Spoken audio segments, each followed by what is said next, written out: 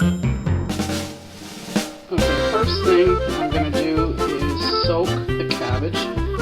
I cut out the bottom and any bad leaves that were around the bottom, and now I'm just soaking it in water, and I'll leave it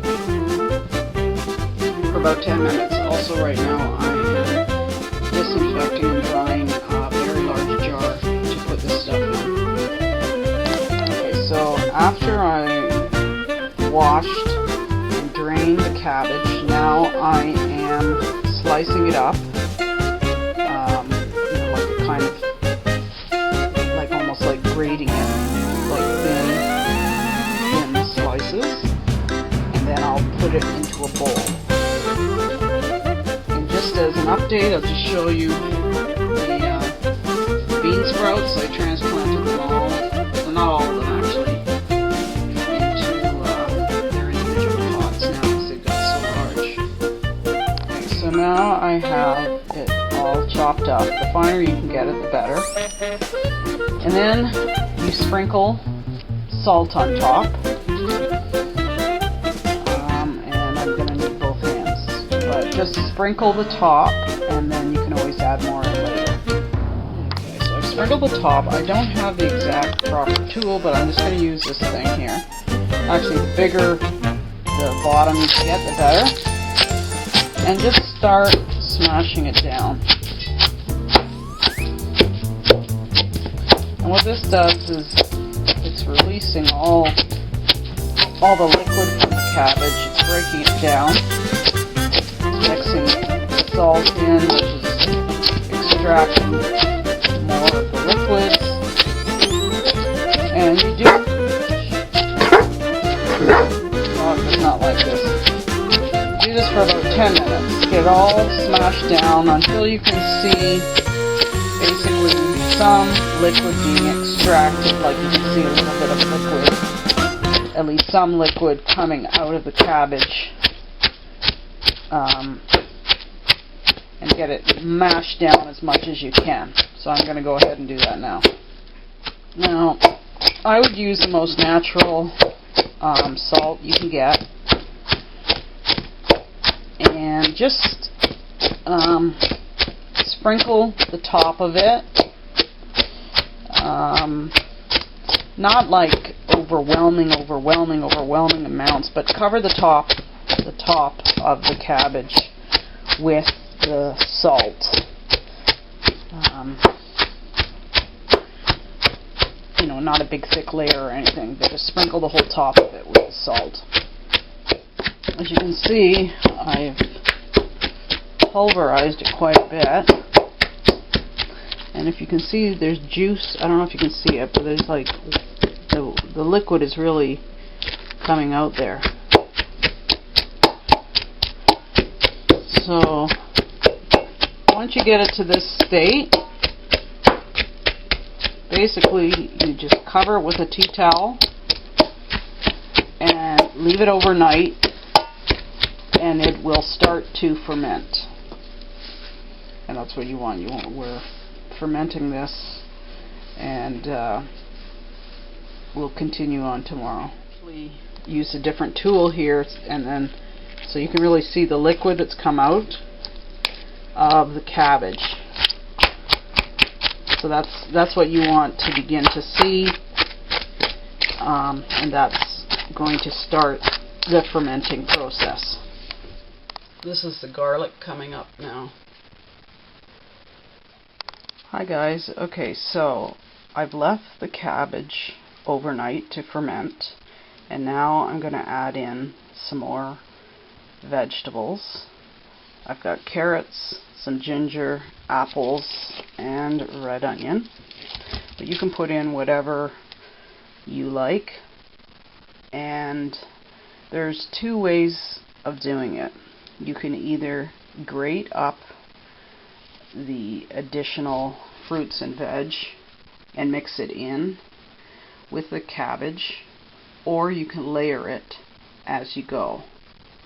So I'm going to try the layering today, and then I'm going to do a secondary one where I'll mix them. So I'm starting the jar off. I put some of the cabbage on the bottom, and then I've put grated carrot on top, and then I've sprinkled a little bit of salt. The amount of salt you add is up to you, but you don't need big truckloads, you just need a little bit on each layer. And then you keep pressing it down because all of the vegetables and fruit need to be submerged in the liquid. As you can see here, I'm almost to the top, and I've run out of cabbage, so I'm going to go to the store and get some more and finish this jar off. But as you can see, where did my spoon go? As you press it down, there's lots of liquid, and you have to keep it submerged. It must be submerged. When it gets up closer to the top, we can weight it down, but for now I'm just going to cover it up, and it'll be fine until I get back. Okay, so I went out and I got some purple cabbage, and I decided I was not into, I wanted to get rid of the whole cabbage. So I just went with the red cabbage on top. I didn't bother layering it like I did on the bottom.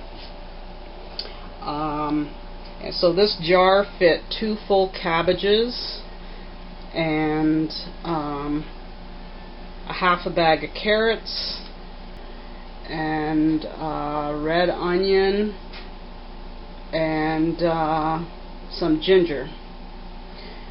So as you can see, it's right filled up to the top.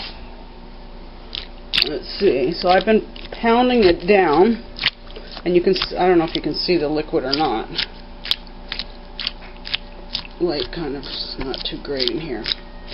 Anyways, I'm gonna keep pounding it until the liquid, there's just liquid on top, and keep pressing it down, because all of the vegetables and fruits have to be submerged in the brine.